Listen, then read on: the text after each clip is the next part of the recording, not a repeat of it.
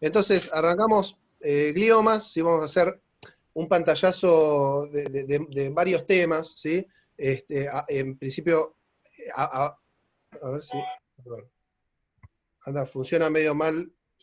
¿Ustedes ven bien? Sí, Yo veo perfecto. Ok. Bueno, avances en el diagnóstico y tratamiento. Vamos a hablar sobre algunos estudios pivotales que llevan a la aprobación de la terapéutica actual en gliomas, en bajo grado y en alto grado. Algunos estudios negativos bueno, que llevaron a no aprobar algunas drogas que se probaron, y algunos estudios ongoing, y sobre todo algunos que son muy interesantes que presentaron en el Congreso Norteamericano de este año, de Oncología General.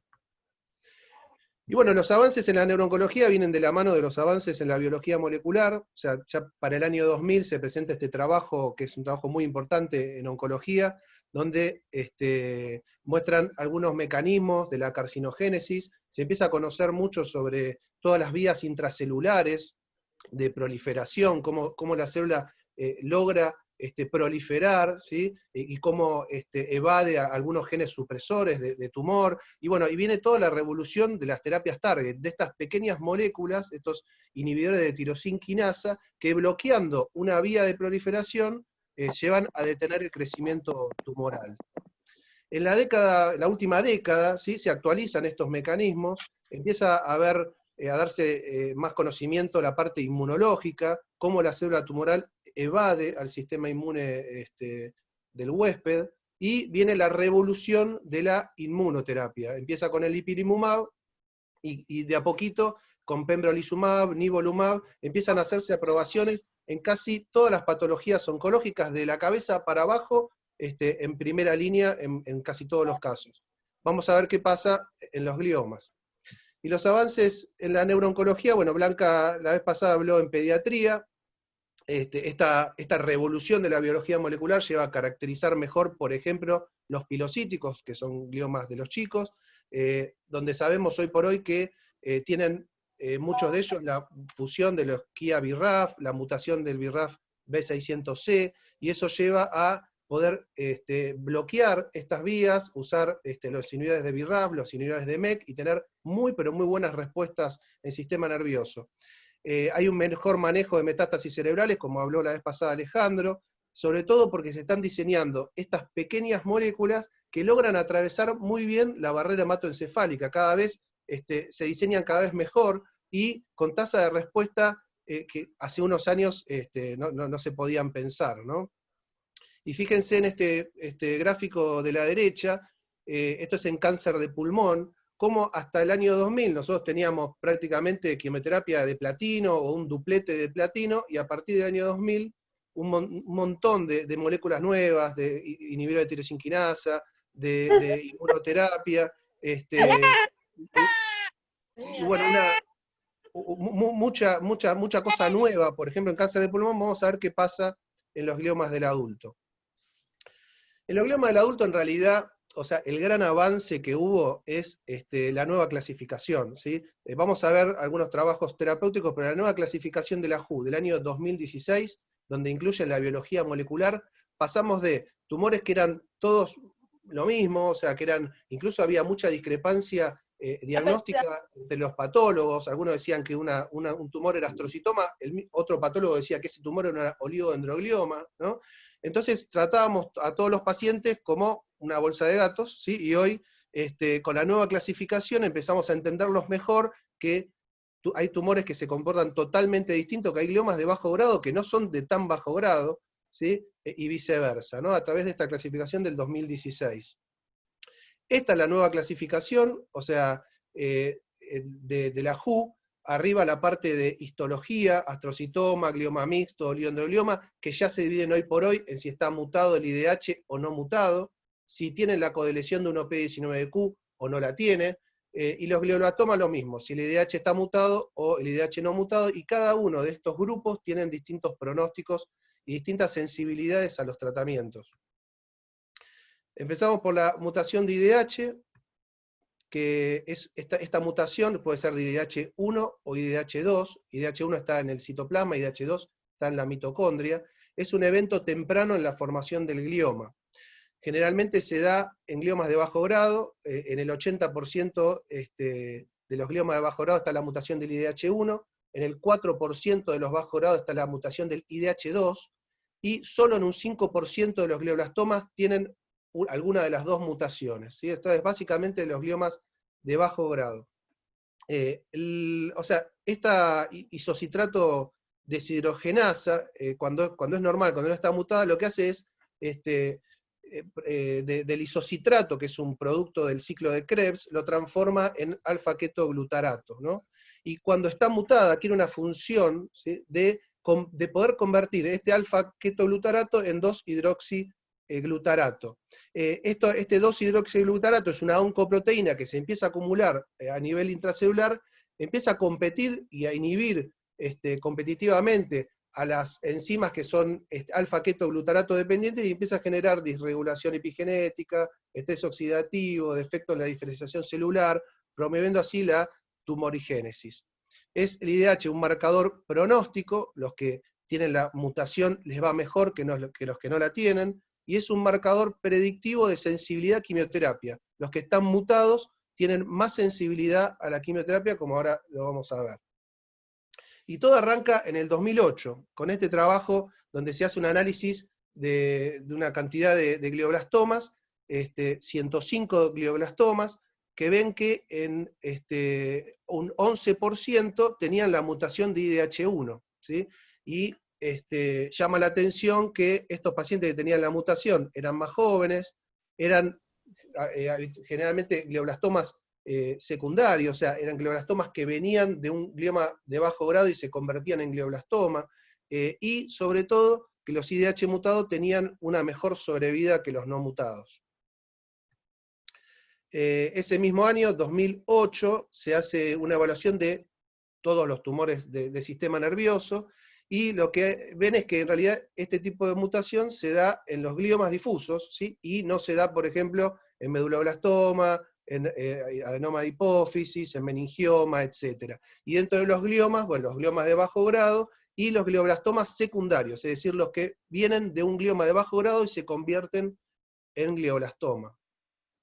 Al año siguiente, en New England, presentan este trabajo de IDH1 y IDH2 y muestran esto que les contaba hace un ratito, que hay un porcentaje menor, menos de un 5% de las mutaciones de IDH que son IDH2, ¿sí? Y muestran acá nuevamente que es un biomarcador pronóstico, les va mejor a los mutados que a los no mutados. Ese mismo año en JCO, otra revista importante, muestran este trabajo también, que es muy similar al anterior, donde ponen al IDH1 como un importante biomarcador pronóstico. Le va mejor a los mutados que a los no mutados. Es decir, parecieran ser dos tumores totalmente distintos que después se termina de resolver esta incógnita, ¿no? En el 2009 se empiezan a hacer trabajos en otros cánceres, ¿sí?, del cuerpo, y bueno, se van haciendo trabajos con los años, y lo que se ve es que en otros tumores, o sea, no es un patognomónico el IDH de los gliomas, sino que la leucemia amiloide aguda, en algunos linfomas, en condrosarcoma, colangiosarcoma, y en otros tumores sólidos, pero no en baja frecuencia, existe esta mutación IDH, o sea, no es propia de los gliomas. Con respecto a la codeleción de 1P19Q, esto es una codelesión, o sea, una delesión del brazo corto del cromosoma 1 y del brazo largo del cromosoma 19, se da a través de una traslocación cromosómica, una traslocación entre el cromosoma 1 y el cromosoma 19, esto lleva a la delesión completa de una parte del cromosoma 1 y de otra parte del cromosoma 19, con una configuración cromosómica anormal, ¿sí? Y esto, bueno, es lo que caracteriza a los oligodendrogliomas, ¿sí? El efecto biológico de esto es desconocido, pero sí sabemos que desde 1994 los oligodendrogliomas presentan la codelesión 1P19Q. Y recién en el 2016, con la nueva clasificación, podemos decir que el paciente que tiene un tumor con 1P19Q codelesionado es un oligodendroglioma. En el 2006, o sea, trabajos, o sea, ya hace bastante tiempo, sabemos que también tienen mejor pronóstico los 1P19Q codelesionados, y aparte de ser diagnóstico, pronóstico es predictivo, los pacientes que tienen 1P19Q codelecionados, es decir, los oligodendrogliomas, ¿sí? Responden mejor a la quimioterapia. En el 2015, un año antes de la clasificación de la WHO, se hace este análisis integrativo genómico de gliomas de bajo grado, grado 2 y grado 3, los dividen en si tienen la mutación de IDH o no la tienen, si tienen la codelesión, e integran todos estos datos con el pronóstico y cómo les fue a los pacientes.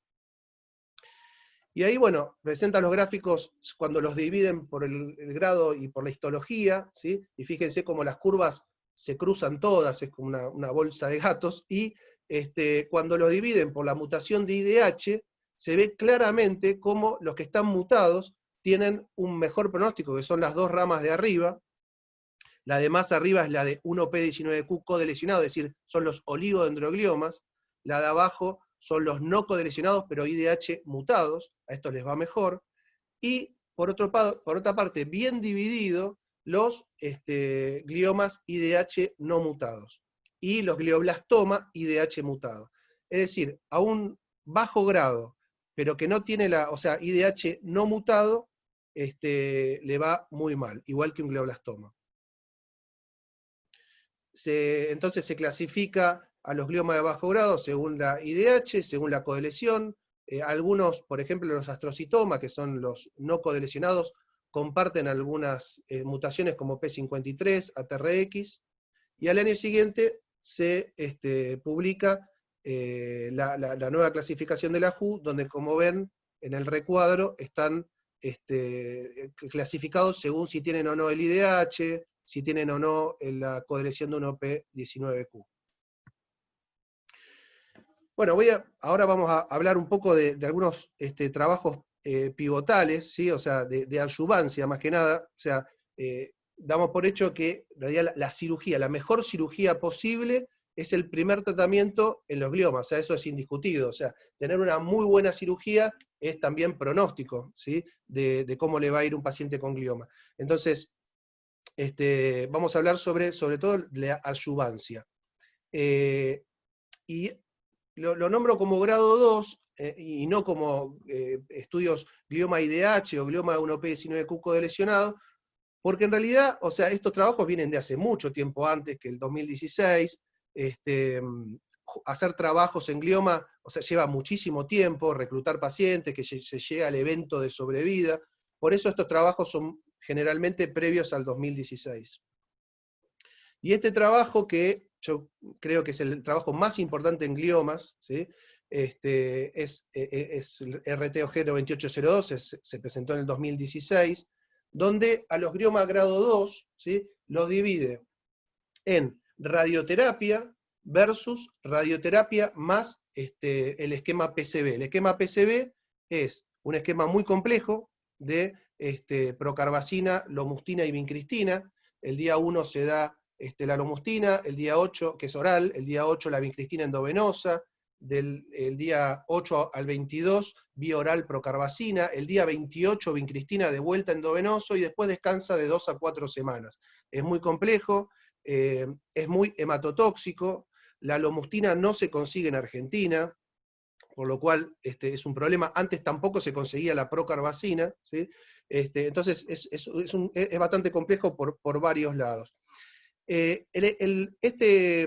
Estudio lo que hace es dividir a los gliomas grado 2 en bajo riesgo y en alto riesgo. Los bajos riesgos son los que tienen edad menor a 40 y con resección completa. Hoy por hoy, o sea, son muy pocos los pacientes que nosotros dejamos en observación, tienen que tener, aparte de tener menor a 40 años y una resección completa, o sea, ser menor a 5 centímetros, no desplazar línea media, no irse hacia el otro hemisferio, no estar sintomáticos, no tener componente astrocítico, o sea, muy pocos pacientes nosotros dejamos en observación, la mayoría va a tratamiento, y a estos que van a tratamiento se los dividió entonces en radioterapia versus la radioterapia más el agregado de PCB. La radioterapia ya es indiscutida, igual que la cirugía, en todos los pacientes le hacemos radioterapia, y había que ver qué pasaba con el PCB. Y el aumento en sobrevida, ¿sí? Fíjense las curvas como al principio tan pegaditas, incluso le veo mejor a la radioterapia solo, pero después con los años se empieza a separar las curvas y empieza a haber un claro beneficio en sobrevida en la rama que lleva PCB, ¿sí? Y digo que para mí es quizás el trabajo más importante en gliomas porque aumenta la sobrevida global 5,5 años el agregado del PCB. Esto en la oncología, o sea, es muy raro de ver una molécula que a veces se aprueban con aumento de sobrevida de 2-3 meses, y esto aumenta la sobrevida 5,5 años. El aumento de la sobrevida se vio en los oligodendroglioma, en los glioma mixto, en los astrocitoma, bueno, en los IDH mutados. Pero faltaba saber, o sea, con la nueva clasificación, qué pasa si está mutado el IDH, si está codelesionado, o sea, si es un oligodendroglioma, si es un astrocitoma. Y en este trabajo, que es de la JCO de este año, lo que vemos es que tanto los codelesionados como los no codelesionados, es decir, los oligodendroglioma como los astrocitoma, IDH mutados, se benefician del agregado de PCB a la radioterapia.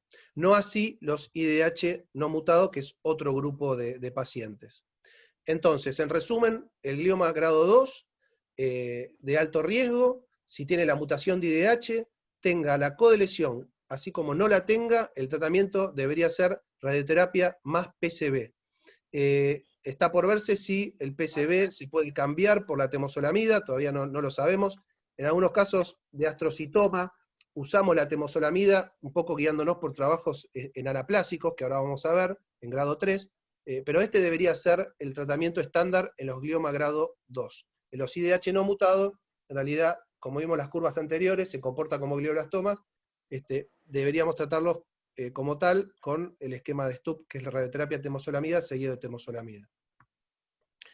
En los gliomas anaplásicos, los grado 3, hay 3 trabajos importantes, con oligodendroglioma, que los divide en radioterapia versus radioterapia PCB.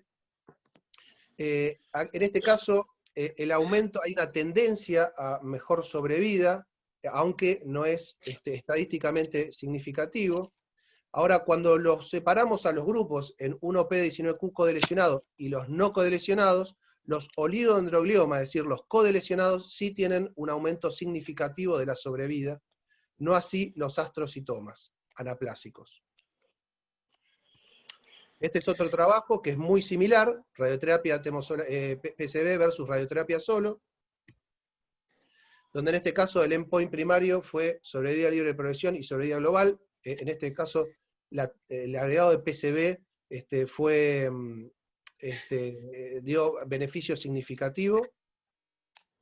Y lo mismo que en el trabajo anterior, los oligodendroglioma, los codelesionados, tienen beneficio, no así los no codelesionados. Entonces, como vimos recién, los grado 2 se tratan con radioterapia PCB, los oligodendroglioma, los codelesionados, radioterapia PCB, pero ¿qué pasa con los anaplásicos no codelesionados? Bueno, para esto lo que se hizo es un trabajo, y este trabajo está en marcha, que es el CATNON Trial, con, en vez de PCB, temozolamida. Este trabajo lleva 4 ramas, o sea, es una rama de radioterapia solo, una rama de radioterapia seguido de temozolamida, una rama de radioterapia con temozolamida concurrente, y una rama de radioterapia temozolamida concurrente más temozolamida en adyuvancia, como si fuese un esquema de glioblastoma. Y ya hace bastante tiempo sabemos que los astrocitomas anaplásicos, la adyuvancia con temozolamida, ¿sí?, da un beneficio en sobrevida. ¿Sí? Hoy por hoy estamos usando 12 ciclos, o sea, 5 días cada 28 por 12 meses. Y esto, cuando se lo evalúa según si está mutado o no mutado el IDH, el beneficio se da en los mutados. Por eso la mutación del IDH es predictiva de sensibilidad a quimioterapia. Ahora, lo que falta resolver con este trabajo es si le damos a la radioterapia ¿La damos con temozolomida o la damos solita? Es ¿Sí? casi llegando a la esquina, pasando el tacho de basura, justo ahí la entradita que tiene la luz prendida del edificio. Y entonces, o sea, los datos por el momento, o sea, no avalan usar radioterapia concurrente con temozolomida. Sin embargo, cuando uno evalúa a los IDH mutados, hay una tendencia a mejor sobrevida, ¿sí? Por lo cual, en resumen, en los IDH mutados, astrocitoma anaplásico, los no codelesionados, podemos usar radioterapia seguido de 12 meses de temozolomida o radioterapia concurrente seguido de temozolomida. Y este es un trabajo que es muy interesante, que se presentó en el Congreso de Oncología norteamericano este año, en gliomas IDH mutado, de bajo grado, o sea, el grado de hipermutación que genera la temozolomida. Un 80% más o menos de los gliomas de bajo grado se transformaban a grado 3 y grado 4. De estos gliomas de bajo grado que se transformaban, la incidencia de hipermutación es muy alta, 53% en los astrocitomas, 61% en los oligodendrogliomas. Y la hipermutación es asociada con un mayor grado de transformación. Al momento que se transforman, si está hipermutado es más probable que sea un grado 3-4. Y la hipermutación está asociada a un peor pronóstico después de la transformación. La hipermutación lleva a que se puedan diseminar más por leptomeninges, más a través del epéndimo, a diferencia de los no hipermutados. Estos son 4 ejemplos de pacientes hipermutados con diseminación meningia. Entonces, bueno, cuando yo veía este trabajo, digo, ¿a cuánto hemos hipermutado cuando le damos 24 ciclos de temozolomida, ¿no? Le damos 2 años seguidos, ¿sí? Es decir, hoy por hoy lo máximo que se usa son 12 ciclos en los astrocitomas anaplásicos, y en el glioblastoma volvimos a los 6 ciclos, o sea, 6 meses de temozolomida, ¿no? Entonces, viendo, o sea, que la temozolomida, el beneficio es marginal, que bueno, que se hipermutan, es decir, estamos lejos claramente de tener una buena terapéutica con la temozolomida, y seguramente necesitamos cosas mucho mejores. Ahora, sabemos que la alta tasa mutacional, ¿sí? Va asociada a beneficio de la inmunoterapia, y ahora en junio se aprobó el pembrolizumab en cualquier tumor sólido que tenga hipermutación, alta carga mutacional. Cualquier tumor, o sea, que tenga alta carga mutacional, uno le puede dar inmunoterapia, sea de cualquier parte del cuerpo, ¿no? Entonces, hay un trabajo que se presentó también en este año, que está en marcha, donde a los glioblastomas que tienen recurrencia, sean IDH wild type o mutados, se les toma una muestra, se confirma la recurrencia, eso se manda a Foundation One, se hace este estudio de la carga mutacional, y los que tienen alta carga mutacional se los evalúa con nivolumab e ipilimumab, que son 2 de las inmunoterapias que usamos hoy por hoy. Así que veremos qué pasa con estos pacientes con la alta carga mutacional con la inmunoterapia. Y bueno, se presentaron, o sea, en gliomas IDH mutado, 2 trabajos de algo que quizás sea prometedor, vamos a ver en un tiempo, sobre inhibidores de IDH, ¿no? Ya los inhibidores de IDH ya están aprobados en leucemia amiloide aguda. Recordemos que esta es una patología que tiene la mutación de IDH. El enacidenib, un inhibidor de IDH2, y el ivosidenib, un inhibidor de IDH1, las 2 en leucemia amiloide aguda. Y se presentó este primer trabajo, el vorasidenib, que es un inhibidor dual de IDH1 e IDH2.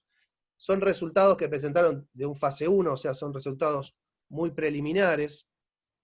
Muestran los datos de los gliomas que no realzan con contraste, ¿sí? Los que recurren, pero que no realzan con contraste, ¿sí? O sea, que se ven solamente en FLAIR, que son solamente 22 pacientes.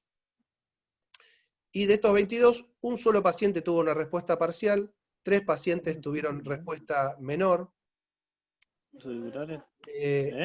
La sobrevida libre de progresión fue de 31 meses, 55% estaban libres de progresión a los 24 meses, pero fíjense la curva en los que realzan, o sea, claramente, o sea, no le va bien a los que realzan contraste, en contraposición a los que no realzan. Y está en marcha, este estudio se llama INDIGO, que es un fase 3, están reclutando pacientes, de dar vorasidenib versus placebo, en los que no realzan contraste, ¿sí? IDH1 o IDH2 mutado, que solo recibieron cirugía. O sea, no los que han recibido, o sea, temosolamida, radioterapia, no, o sea, solo los que recibieron cirugía, ingresan en este protocolo. Que, bueno, veremos con el tiempo qué pasa con los datos de esta molécula. Y el otro trabajo de un inhibidor IDH, en este caso solo IDH1, también en gliomas recaídos, como agente simple o en combinación con la azacitidina, que es un agente hipometilante que se usa en la leucemia mieloide aguda. Las dos ramas del agente simple y la combinación, son poquitos pacientes, son fase 1, y se presentan los datos de la monoterapia, es decir, de solo el bloqueante IDH, una sola respuesta parcial, ¿sí?, de todos los pacientes. En este caso, solo 3 pacientes fueron pacientes que no realzaban, el resto son pacientes que realzan con contraste, es decir, son seguramente los de peor pronóstico, con 3,7 meses de duración de tratamiento, ¿sí? Es decir, en estos datos no son muy alentadores, sin embargo, ellos también hacen una evaluación por volumetría, no solo por RANO, sino por volumetría, y los datos que presentan es que en 4 pacientes, por volumetría y no por RANO, tienen una disminución de más del 50%, y en un paciente tenían una disminución de volumen de entre 25 y 50%.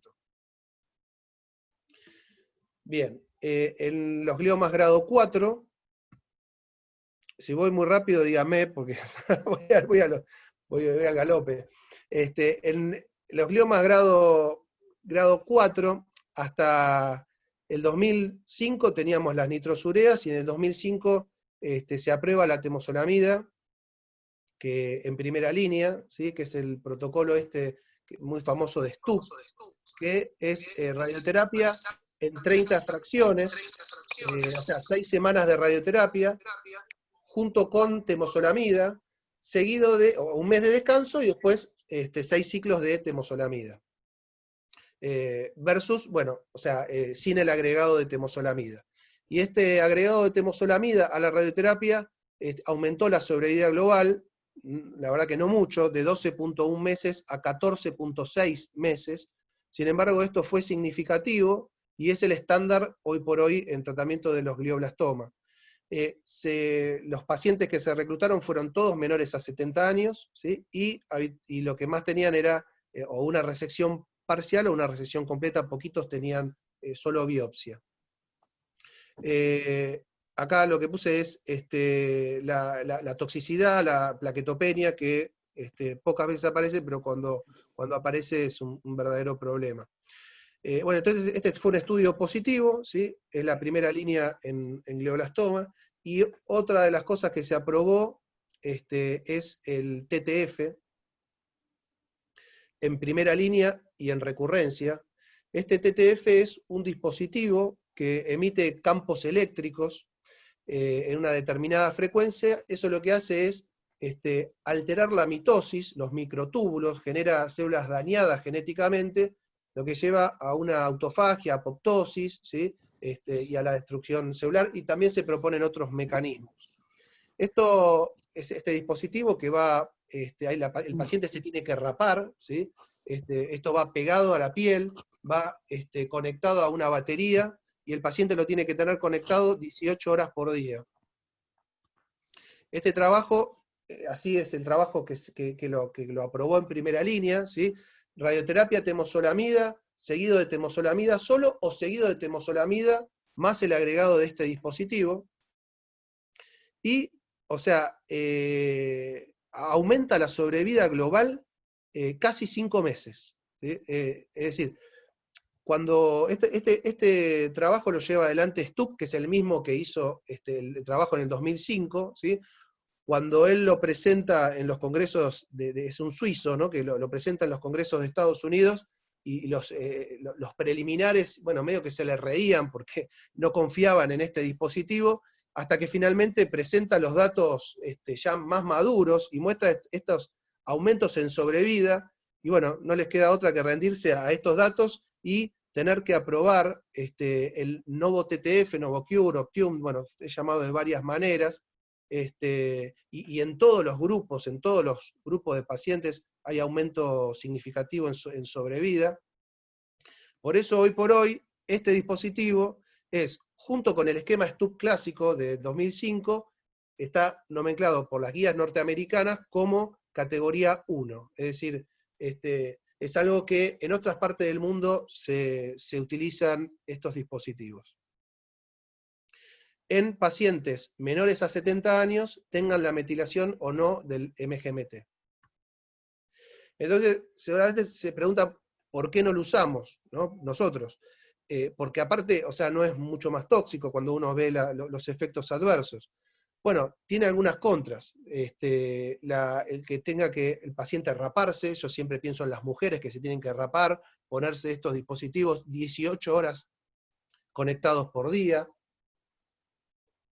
puede generar daño en la piel, en el cuero cabelludo, y sobre todo el efecto adverso más importante es el económico. Es un dispositivo que es muy caro, y que aparte, o sea, no se puede, lo hemos intentado importar y no se puede, o sea, no se puede traer a la Argentina, o sea, no disponemos del dispositivo, y es verdaderamente un costo muy, pero muy alto.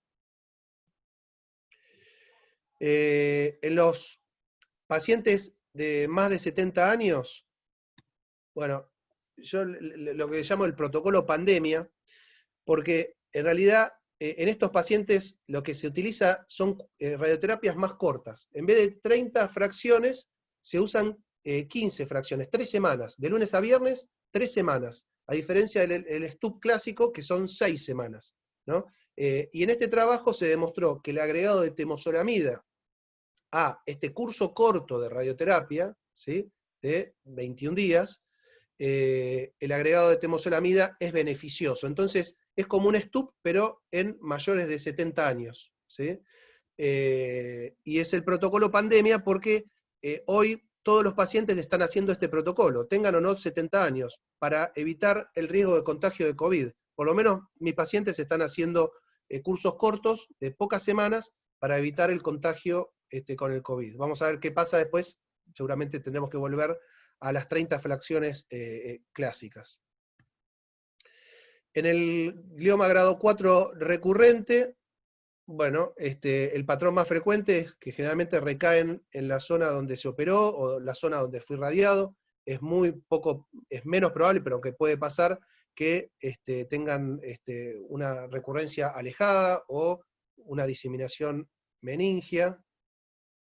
Y el gran problema es que no hay un régimen estándar. O sea, hay muchas opciones, pero tienen todas escasa eficacia y muchas son muy tóxicas. Como algunos tratamientos que podemos hacer es una nueva cirugía.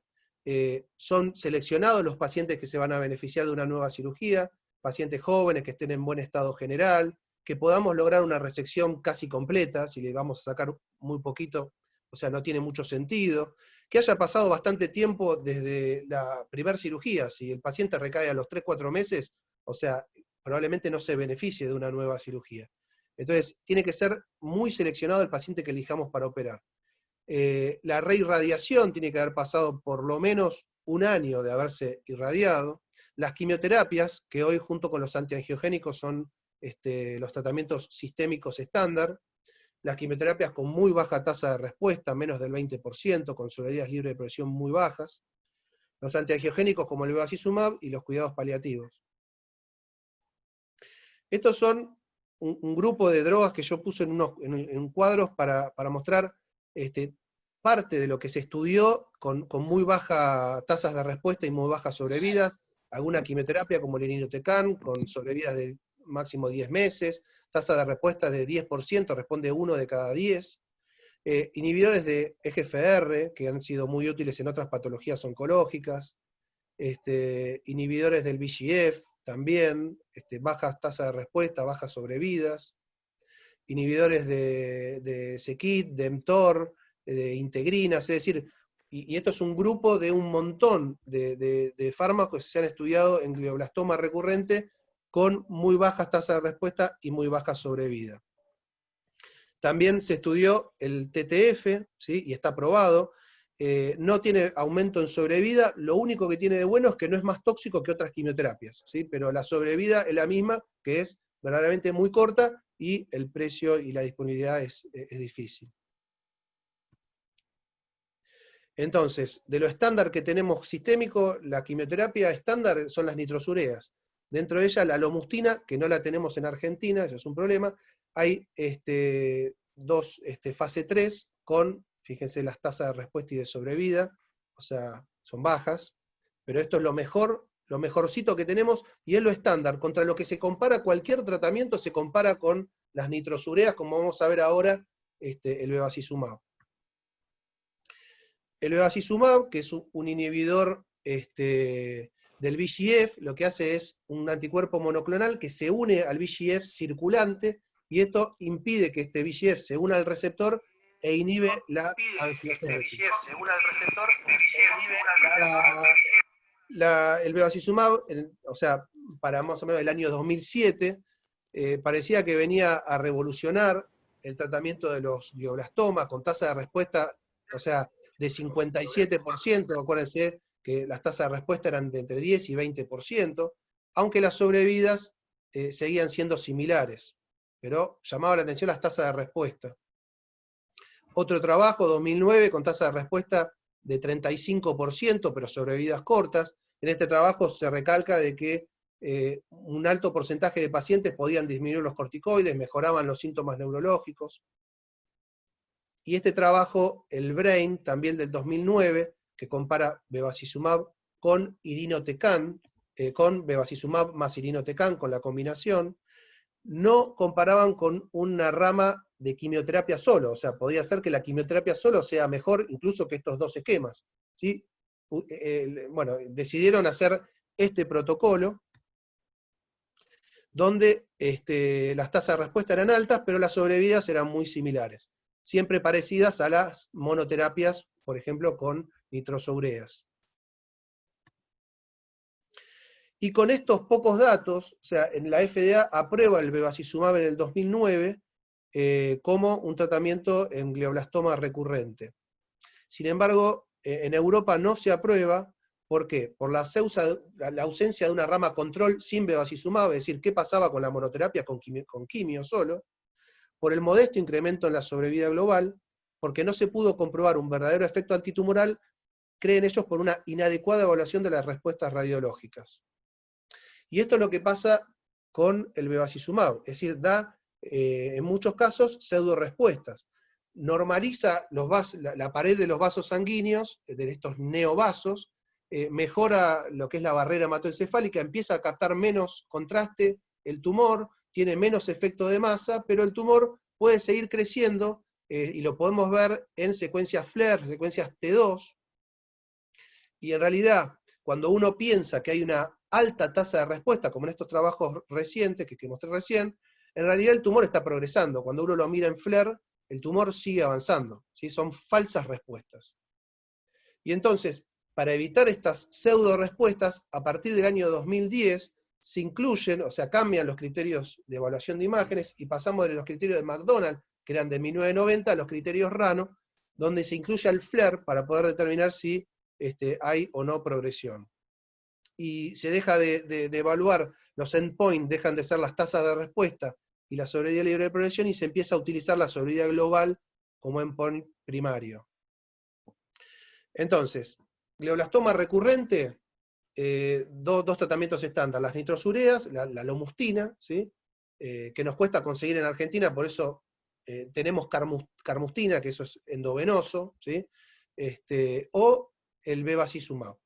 Ahora, ¿qué pasa si nosotros asociamos bevacizumab con quimioterapia? ¿Es mejor que usar monoterapia? Y para eso se diseñó este trabajo, un fase 3, de la combinación bevacizumab, lomustina, versus, ahora sí, una rama solo de quimioterapia, con lomustina. Y si bien aumenta el agregado de bevacizumab, aumenta la sobrevida libre de progresión, la lleva de 1.5 a 4.1 meses, y tiene mayores tasas de respuesta,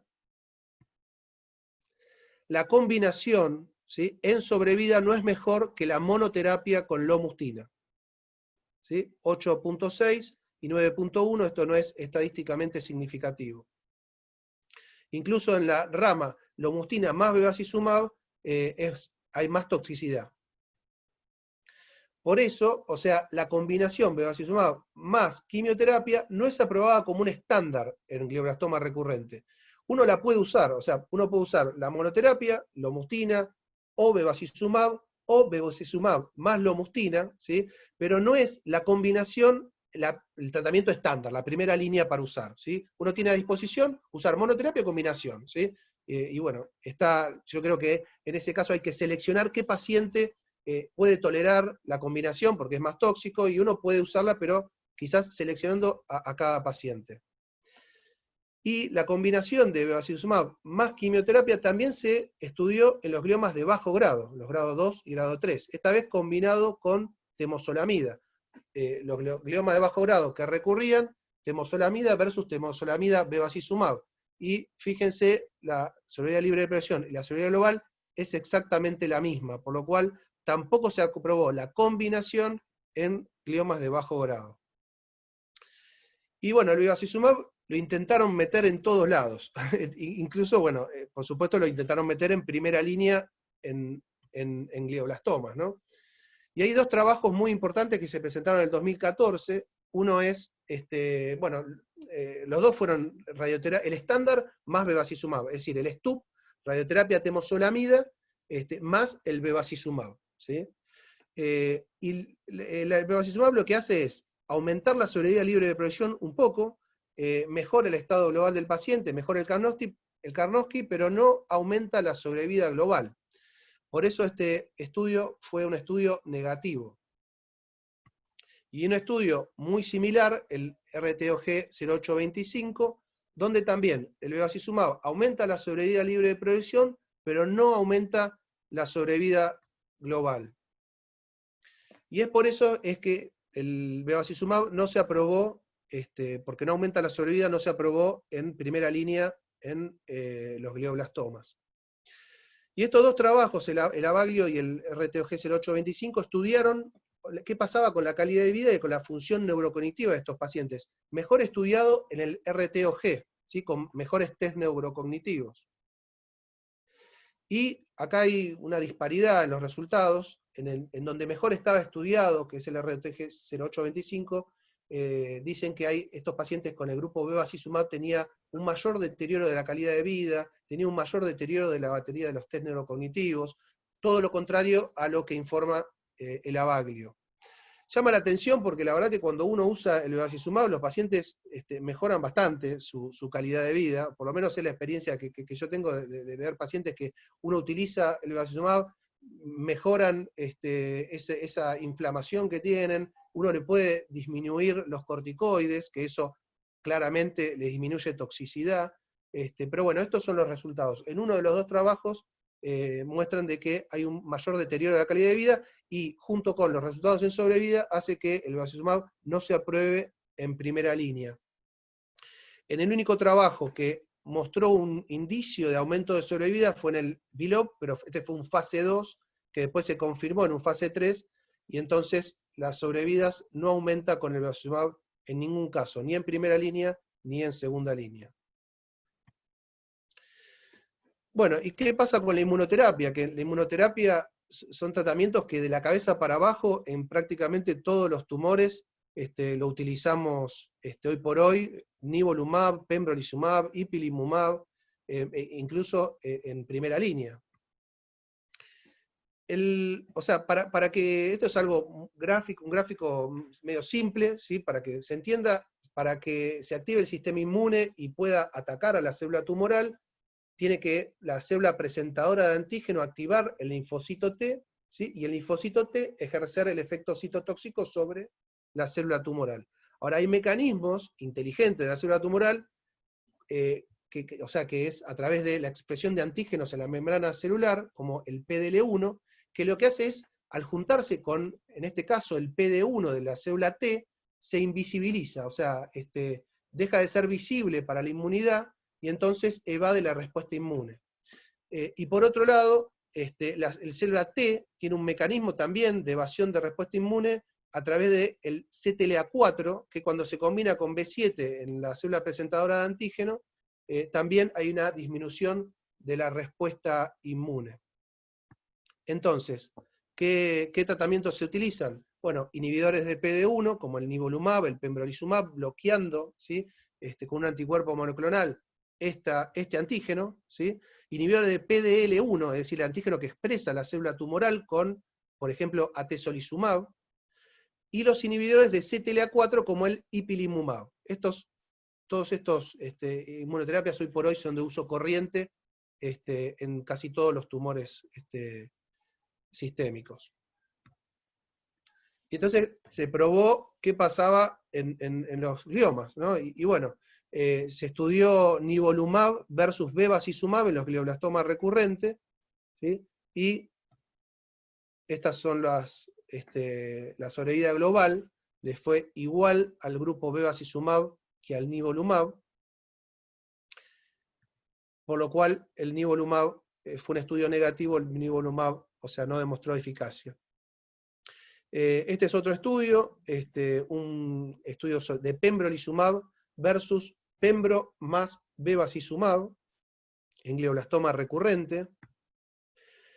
Se une al bevacizumab porque a nivel preclínico hay unos datos de que el bloqueo del VEGF aumenta el poder de la inmunoterapia. Entonces, lo que buscaban era combinarlo, la inmunoterapia con el bevacizumab y ver qué pasaba. Las dos ramas, pembro más beva versus pembro, y en este caso, la rama de beva tiene un poco más de sobrevida libre de progresión, ¿sí? Sin embargo, la sobrevida global es muy similar, incluso la rama de pembro solo es un poco mejor, y la rama de pembro solo es muy parecida a las nitrosúreas, al bevacizumab en sobrevida global, 10 meses. Por lo cual también este es un estudio negativo. Y hay un montón de estudios de inmunoterapia en marcha, o sea, en primera línea, combinados con no solo PD1, sino inhibidores de PDL1 como el atezolizumab, combinados con interleuquinas, con otros ligandos como el LAG3. Y, o sea, para no, bueno, o sea, ponerse negativos con que la inmunoterapia no sirve para los gliomas por estos pocos trabajos que tenemos, ¿sí? La verdad que hay un montón de ligandos y un montón de interacciones entre la célula tumoral y el linfocito T. Y fíjense que nosotros tenemos estudiado este pequeño porcentaje y nos falta conocer muchísimo más en lo que es la biología molecular y muchísimos trabajos bloqueando este tipo de ligandos, ¿no? Así que bueno, es muy prematuro para decir que la inmunoterapia, o sea, no sirve en absoluto en los gliomas. Y por último, o sea, las terapias complementarias, ¿no? Esto es una pregunta que nos hicimos hace unos años, si juega algún rol, ¿sí?, en los tratamientos de los tumores cerebrales y de los gliomas, ¿no?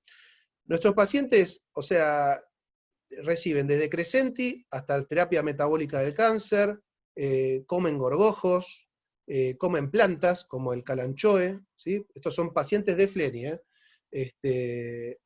se hacen picar por abejas, porque creen que el veneno de la abeja tiene algún efecto a nivel citotóxico. Hay algunos trabajos preclínicos sobre eso, nada a nivel clínico, ningún trabajo que demuestre beneficio en seres humanos. Este tipo de fitoterápicos, como la Boswellia serrata, que hay algunos trabajos que demuestran un efecto antiedema cerebral. El cannabis, que es la vedette del momento, que nadie sabe quién lo prepara, o sea, lo compran por ahí, y nadie sabe, o sea, si verdaderamente tiene o no el aceite de cannabis. tuve una paciente que, o sea, tomaba cannabis en el aceite, ese aceite se le solidificó, y en vez de tomar unas gotitas, tomó un pedazo de aceite de cannabis, y bueno, tuvo que venir a ambulancia, la llevaron a la guardia, o sea, se intoxicó con el cannabis. ¿Cuánto tiene de concentración el cannabis, cuánto no? Es decir, no está regulado y realmente es un riesgo para los pacientes que tomen este tipo de cosas. Fitoterápicos como la cúrcuma, de esto hay un poquito más de evidencia en gliomas, son una raíz de una planta asiática, es un condimento como si fuese el azafrán, la graviola, el jengibre y el muérdago europeo, que es el llamado Viscum album, que son unas ampollitas que se dan subcutáneas, que está aprobado por el AMAT, está aprobado en Argentina este tratamiento, un cierto grado muy bajo de evidencia como inmunomodulador, ¿sí? Pero de todo lo que hay, es quizás lo que más evidencia tiene, y lo que más está, quizás, o sea, están las guías de la Sociedad de Oncología Integrativa, que están avaladas por ASCO, ¿sí? Tanto el jengibre como un efecto, el jengibre tipo el ondansetrón, ¿sí? Un efecto antiemético, y el Viscum album como un efecto inmunomodulador. Y cuando uno, en realidad, a mí me gusta mostrar esta diapositiva porque cuando uno toma a chiste, ¿no? Las plantas, ¿sí? Nosotros tenemos que, o sea, saber de que muchos de los quimioterapios que hoy usamos y que curamos a algunos pacientes con cáncer derivan de las plantas, ¿sí? El etopósido, la vincristina, paclitaxel, irinotecan, ¿sí? Entre otros. Por eso, bueno, o sea, si bien no hay evidencia y uno no las puede recomendar, bueno, no hay evidencia, ¿sí? Nosotros utilizamos medicamentos de las plantas, ¿sí? De las terapias complementarias, que hay más evidencia y que tienen una evidencia grado A y B, es decir, mucha información con mucho beneficio, esto sí aprobado por la guía de ASCO, meditación, mindfulness, musicoterapia, todo lo que es relajación, tiene mucha recomendación por las guías internacionales. Esto es dentro de las terapias complementarias lo que más evidencia tiene, todo lo otro no. Esta es una mujer, paciente mía, que ya falleció con un glioblastoma, que bueno, conversando un día le digo, bueno, ¿vos recibís alguna terapia complementaria? Sí, sí, yo recibo, bueno, tráeme lo que recibís, ¿sí? Bueno, recibía 32 principios activos, o sea, 32 cositas que estaban metidas en todos estos frasquitos, ¿sí? Que si yo no abría el juego y le preguntaba, seguramente esta paciente se lo iba a guardar y no me lo iba a contar, quizás por miedo, ¿no? Yo me abrí, o sea, charlamos, ¿sí?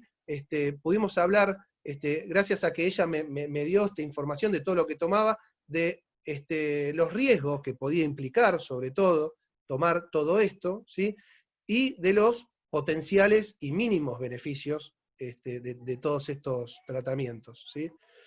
Y entonces, ¿por qué es importante conocer estas terapias? Porque 7 de cada 10 pacientes que vienen al consultorio reciben alguna forma de terapia complementaria. 7 de cada 10 reciben o sea, por su cuenta, toman alguna planta, o sea, o hacen meditación, o van a Crescenti, o van a la terapia metabólica del cáncer, ¿sí? Y esto, o sea, es importante conocer por los riesgos que implica. Tuve una paciente que iba a la terapia metabólica del cáncer, que ha tenido glucemias por el piso, ¿sí? Porque le dan unos medicamentos para bajar las glucemias. Entonces, hay que hablar de la evidencia, de los beneficios basados en la evidencia y de los riesgos que pueden implicar este tipo de tratamientos. No solo el riesgo físico, sino también el riesgo económico. Estos tratamientos, hacer la terapia metabólica del cáncer sale $5.000. Entonces, hay que hablar de todo esto con los pacientes, no hay que cerrarse. Para los pacientes puede ser una esperanza de éxito terapéutico, pueden sentir que están participando más en el tratamiento, ¿sí? Y eso les hace tener una sensación placentera de poder participar. Y esto, el hablar con el paciente, beneficia la comunicación y la relación médico-paciente. Y para terminar, algunos ejemplos de anatomía patológica. En el año 2012 recibíamos este tipo de informes, ¿sí? Donde este paciente con un oligodendroglioma, básicamente nos fijábamos en el Ki-67, si era alto o bajo, en la histología, ¿no? Si tenía necrosis, incremento de número mitótico, proliferación microvascular, si tenía o no captación la resonancia, ¿sí? Y eran los elementos que nosotros nos servían para guiarnos en la agresividad del tumor. Hoy por hoy, ¿sí? Ya después de la clasificación de la WHO, los informes vienen así, o sea, glioma difuso, grado 2, IDH mutado, 1P no de lesionado, 19Q de lesión parcial, astrocitoma difuso. Esto no es un oligodendroglioma. Para que sea un oligodendroglioma tiene que tener la codelesión completa, ¿sí? La delesión del brazo corto del 1 y del brazo largo del 19 tiene que ser completa, no parcial, para que nosotros digamos de que es un oligodendroglioma. Entonces, esto es un astrocitoma difuso de grado 2. Y este caso, ¿sí? De una mujer de 53 años, con episodio de pérdida de conciencia en los últimos 5 años, con frecuencia de un episodio por año, ¿sí? Con un aumento de la frecuencia en el último año, esto después se interpretó como crisis convulsivas, con esta resonancia, con el FLAIR, ¿sí? Con una imagen que no capta contraste, parece un glioma de bajo grado, y en el diagnóstico inicial viene que es un oligodendroglioma, grado 2, ¿sí? Hay alguna duda de si podía tener un componente astrocitario, porque tenía un P53, la inmunistoquímica positivo, aunque el ATRX era negativo, ¿sí? Y el IDH1 era negativo. Entonces, este tumor de probablemente 5 años de evolución, con imágenes que parecen de bajo grado, que no captan contraste, ¿es verdaderamente IDH no mutado? O sea, porque tenemos esta inmunistoquímica IDH1 negativo, ¿sí? ¿Es un astrocitoma o es un oligodendroglioma? ¿Sí? Bueno, viene posteriormente la biología molecular. El IDH por biología molecular es no mutado, es decir, como si se comportase como un alto grado, aunque no coincidía con cómo se estaba comportando el cuadro de la paciente clínico y por imágenes. 1P19Q codelesionado, es decir, es un oligodendroglioma, ya no quedan dudas, y no es, no era un astrocitoma. Y entonces lo que se hace es, como no cerraba, se le pide el IDH2, ¿sí?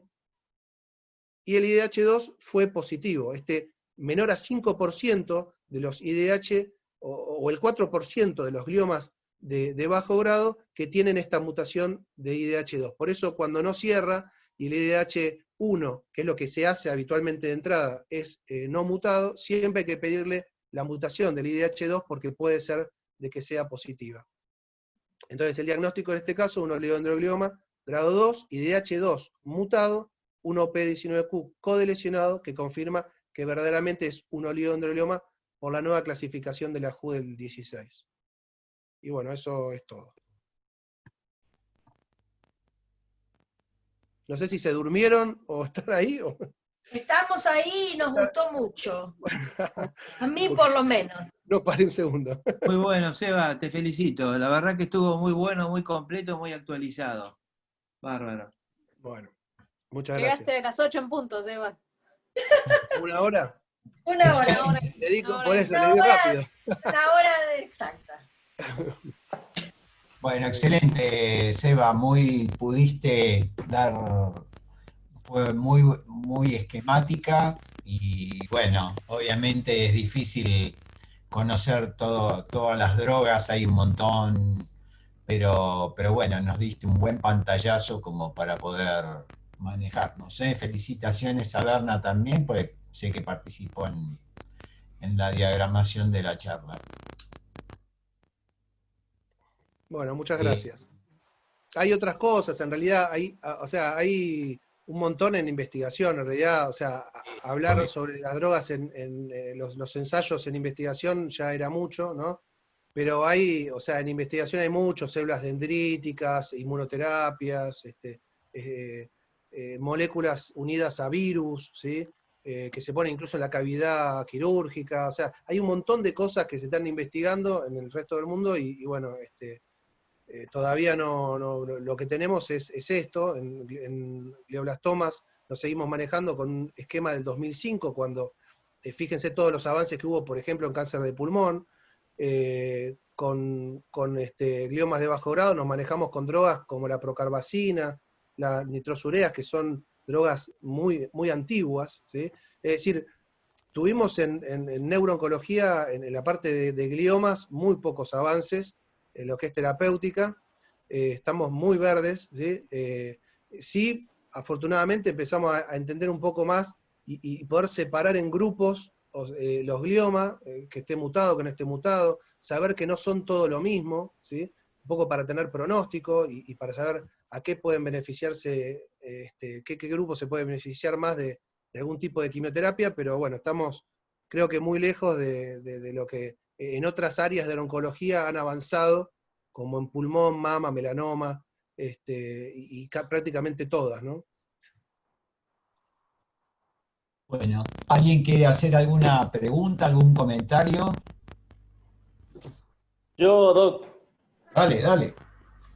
no me quedó por ahí claro una cosa. Me dice que por ahí hacen tratamiento con PCB, pero no se consigue en Argentina.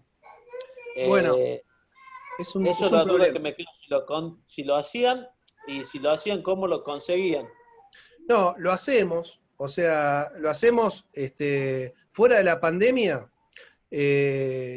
A ver, nosotros, o sea, tenemos la suerte de trabajar en Fleni, donde, o sea, el nivel sociocultural, económico de la gente es distinto a otros lugares, ¿sí? En otros lugares es mucho más difícil hacer este esquema, no solo por la toxicidad, sino porque conseguirlo es verdaderamente un problema.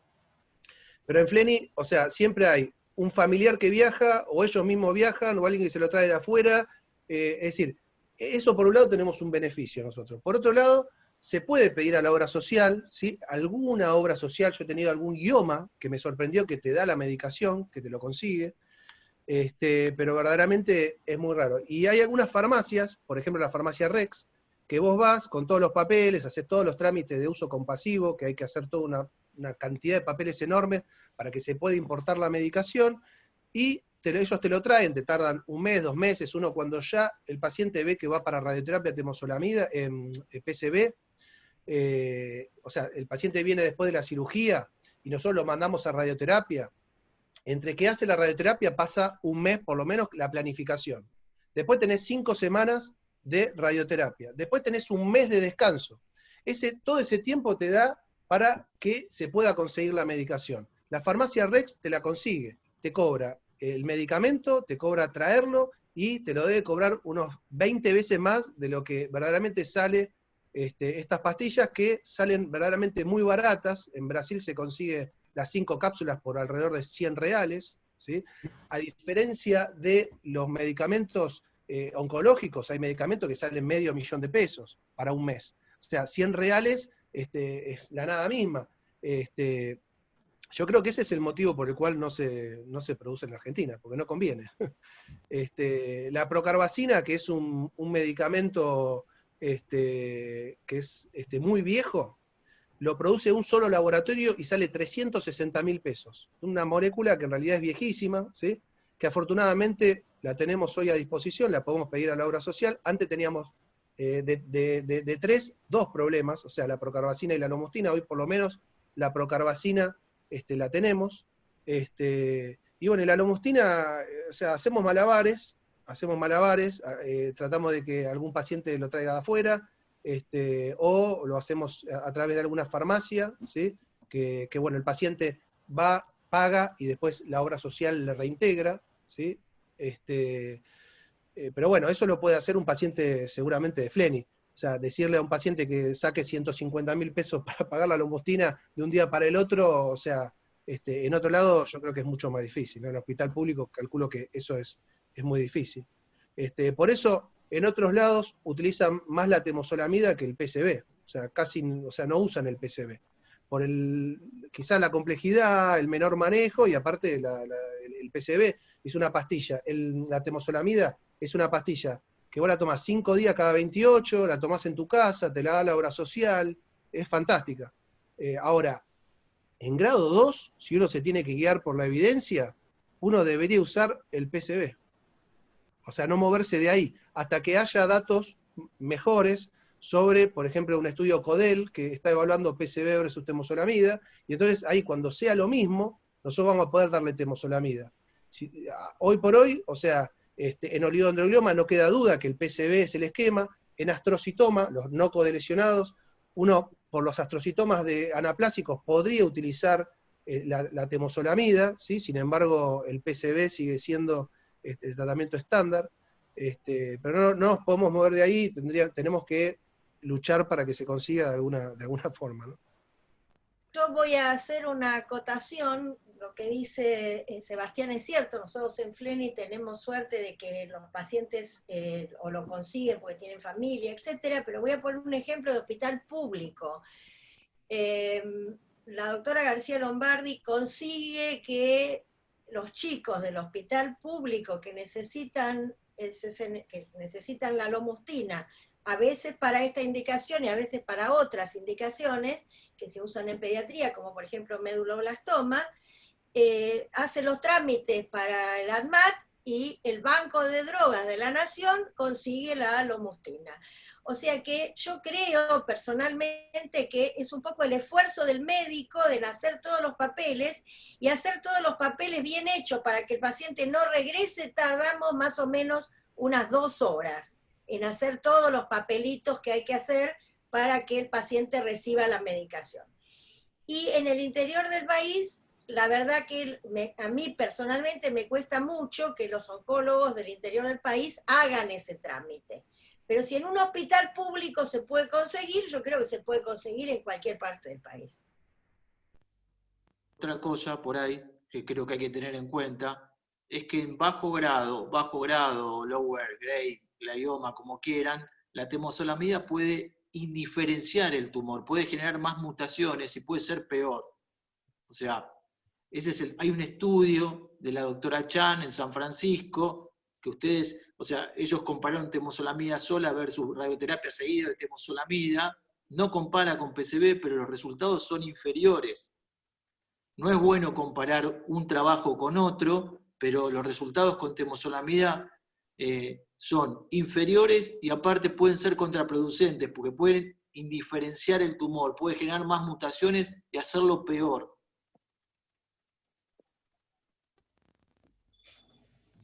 Buena ¿Me acotación. permiten una opinión como neurocirujano? Yo lo que he visto que en algunos países, no sé ahora, obviamente ahora después de lo que dijo Sebastián por ahí cambió, pero daban la temozolomida 1 año, o sea, hacían el STUB, pero después lo daban por 1 año, en otros, en Brasil, por ahí lo daban 2 o 3 años, y lo que sí a mí me llamaba la atención, que se cortaba la temozolomida y el paciente se incendiaba automáticamente. No sé, ¿eso lo han visto? ¿Es así? Sí, bueno, ahora, o sea, no se usa más, o sea, 2 años, 3 años, hoy ya eso ya está bastante resuelto, se vuelve al esquema de STUB, que es el esquema de 6 meses, lo máximo que se da es en los astrocitomas anaplásicos, que son 12 meses, ¿sí? Y bueno, y yo creo que esto puede ser tranquilamente producto de estas hipermutaciones, ¿sí?, que genera la temozolomida. En la transformación, cuando se transforman, gran parte, como veíamos recién, 60% están hipermutados, tienen peor pronóstico, o sea, empiezan a haber esos trabajos que empiezan a clarificar, no quizás por retirarle la temozolomida, quizás hasta porque le hicimos daño con la temozolomida, que es lo que dice Alejandro. Entonces, nada, estamos empezando a ver, aclarar un poco el panorama de que la temozolomida no es nada bueno y que, bueno, es un beneficio que nos da en algunos casos, que lo usamos porque no tenemos otra, claramente.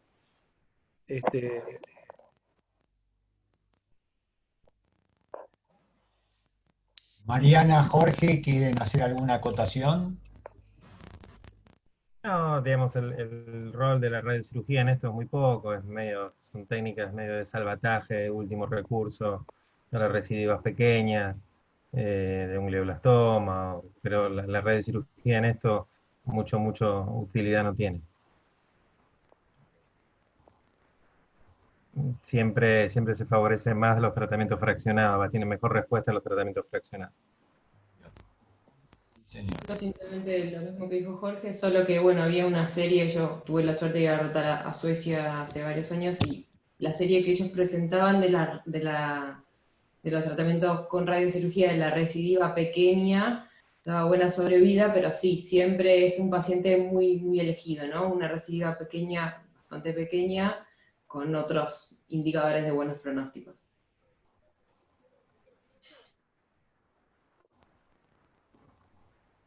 Ok. Ok. ¿Alguna pregunta, comentario? ¿Alguien más quiere acotar algo? Por ahora. Yo le pregunto a la doctora Blanca si ella dice por ahí que podría conseguirse las drogas y demás en todo el país. La verdad que acá en Salta hasta hace un mes, no, a ver, 5 o 6 meses atrás, nunca habíamos hecho biología molecular en un paciente hospitalario. Y se pidió por primera vez hace 6 meses atrás. El trámite de la biología molecular le llevó al paciente justamente 5 meses. Entonces, la muestra fue a Córdoba, a un centro de bioquímicos que hacen biología molecular ahí en Córdoba, parece. Entonces yo me pregunto, 5 meses para un paciente que no sabemos con realmente el diagnóstico y esperar 5 meses para recién hacer una terapia adyuvante, me parece como mucho tiempo hoy en día. Entonces, por ahí nosotros acá seguimos estando un poquito lejos y difícil de tener las cosas tan aceitadas como para conseguir las 3 drogas, para hacer la biología molecular y para que el paciente pueda hacer un tratamiento lo antes posible. Entonces, Yo, Guillermo, o sea, en ese caso te diría, o sea, quizás no deberían estar tan alejados, porque en realidad la mutación más importante es la del IDH, porque eso te divide, o sea, si son de muy mal pronóstico, o sea, bajo grado, pero IDH no mutado, o sea, ese paciente se va a morir rápido, o sea, es un glioblastoma, ¿tá? Y los IDH mutados. Y en realidad, la mutación del IDH la tenés por inmunohistoquímica, o sea, no necesitas hacerla por PCR, ¿sí? Entonces, con una simple tinción de inmunohistoquímica, vos ya diferenciás a dos gliomas totalmente distintos. Después, bueno, el 1P19Q es por FISH o por PCR, ¿sí? En eso sí estás un poco más complicado, pero en realidad, o sea, el IDH, o sea, lo tenés por inmunohistoquímica y eso es lo que más te va a marcar el pronóstico del paciente. Creo que quizás se puede resolver con eso, ¿no? No sé, Blanca, ¿qué le parece? Yo creo que si uno está muy pobre, lo que mínimo tiene que tener es el IDH, y con el IDH positivo o negativo, y en la gradación histológica, que no es perfecta, pero cualquier patólogo general puede decir si un paciente tiene necrosis o no tiene necrosis, y las imágenes, que si tienen mucha captación de contraste, en general ya no es de bajo grado, uno puede con eso hacer un tratamiento bastante bueno para el paciente, que va a incluir la radioterapia, que es distinta en general la dosis que uno le da a uno de menos grado que a uno de más grado. Uno de menos grado le puede dar 50 y a uno de más grado le tiene que dar 60. Y le puede dar a todos los que son de bajo grado IDH1 mutados por inmunohistoquímica, le puede dar radioterapia y PCB, y a todos los que son de alto grado, porque tienen el IDH1 no mutado, o porque tienen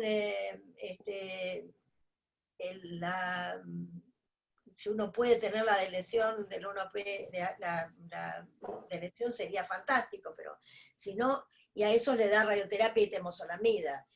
En general, los de bajo grado son más jóvenes, son los que viven más, y bueno, uno por ahí pone más esfuerzo en un paciente que tiene más posibilidades de sobrevivir en un ambiente que no es el ideal. La PCR tampoco es tan cara y el FISH tampoco es tan caro, o sea que es cuestión de que el hospital diga, bueno, ¿a dónde lo vamos a mandar? ¿Cuánto tenemos que pagar por esto? Y se haga dentro del mes del diagnóstico, porque si no ya no es adyuvancia, es cualquier cosa. 5 meses es lo mismo que decir lo observo. Ya después de 5 meses, ya, yo creo que yo no le pondría nada, lo dejaría hasta que recaiga. No sé qué opina el resto, pero 5 meses. Sí, tal cual. Por otro lado, Por otro lado, a mí me parece al revés, que a veces, por ejemplo, con glioblastomas, claramente, digamos, alto grado, captación de contraste, ala de mariposa, o sea, todo diciendo glioblastoma, se retrasa mucho el diagnóstico esperando una biología molecular que claramente en realidad no, digamos, glioblastoma no se requeriría nada más. Ya con la necrosis uno podría, digamos, largar un tratamiento. Entonces ahí ya te saca, digamos, de estar en todo este esfuerzo, digamos, de IDH, no IDH, sería como en los bajo grado. Claro. Otra cosa, Guille, prestale atención y vas a ver que si en la práctica se da las imágenes, cuando vos pensás que de bajo grado, fíjate cómo, digamos, si está bien circunscripto o no, si cómo capta contraste, cuál es la localización, porque hay trabajos que te permiten diferenciar con la imagen nada más, si es astrocitoma o oligodendroglioma, y si vos lo pones a la práctica vas a ver que tiene muy buena tasa de predicción, ¿eh? Yo lo veo eso, ¿viste? El astrocitoma tiene está muy bien definido, el oligo no, es más difuso, ¿viste? La manera que capta, vas a ver que en las imágenes también tenés unos buenos, o si querés, después te mando los artículos, y que lo podés definir bien, ¿viste? Si no tengo nada, yo haría eso por lo menos. Sí, esta era una chica joven de 32 años con un glioma de ínsula, un glioma insular, frontoinsular, solamente que debutó con una convulsión y bueno, la resección fue buena, quedó una porción en la parte más profunda y bueno, los patólogos obviamente no me hicieron el diagnóstico de oligodendroglioma, pero tenía toda la pinta. Pero bueno, por eso es que salió la biología molecular y bueno, y tuvimos toda esta demora.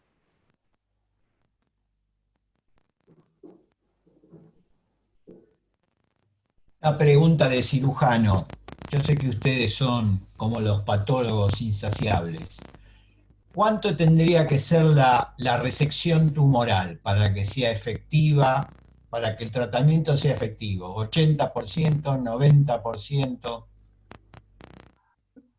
Yo creo lo máximo que se pueda sin dejarle, secuela al paciente. O sea, lo máximo que se pueda, la resección máxima posible, o sea, está claramente asociada al pronóstico, ¿no? O sea, una biopsia sola al paciente no lo beneficia.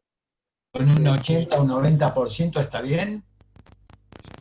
Sí, yo creo que lo máximo que se pueda sin y que el paciente, bueno, quede con un performance posterior a la cirugía adecuado, ¿no? O sea, nada, resección máxima posible. Podés 98 mejor. ¿Cuánto? No, 99. Pero ahí hay un poquito un error. Ahí hay un error, porque si el tumor es gigantesco, un 80%, estás dejando un volumen residual también muy amplio. En cambio, si el volumen es muy chiquitito, dejar el 20% es mínimo. Así que en realidad es tratar de no dejar secuelas y tratar de hacerlo lo más amplio posible. O sea, lo ideal es que cuando uno hace la resonancia postquirúrgica no haya flare en la resonancia postquirúrgica. Eso es lo ideal. Eso es gross total resection. Y lo que dice Santiago es muy importante. No es lo mismo pelear con un tumor que tiene 8 centímetros y después le saco el 80, me queda un montón, que un tumor pequeñito. Por eso, en general, uno dice que si el tumor es muy grande, el paciente tiene peor pronóstico. Porque en general los muy grandes también, en general, toman más de un lóbulo. Sí, son los que también tienen flare extenso, ¿no? Que bueno, ahí viene el problema, ¿no? Hasta dónde llegar con la resección. Sí, quizás el factor pronóstico más importante es cuánto queda, ¿no? ¿Cuánto queda? Porque eso, digamos, imagínate el campo de la radioterapia, qué tan grande tiene que ser, si va a tolerar hacer radioterapia a ese campo tan grande, ese es el problema, ¿viste? Y aparte hay una cuestión lógica, cuando vos tenés más tumor, más chances hay de que alguna célula sea resistente a cualquier tipo de tratamiento. Sí, sí. Bueno. Una aclaración, en esta clasificación nueva de la JUDEL 16, el término gliomatosis ya no va más, o sea, hoy por hoy se llaman gliomas, astrocitomas, linolema, pero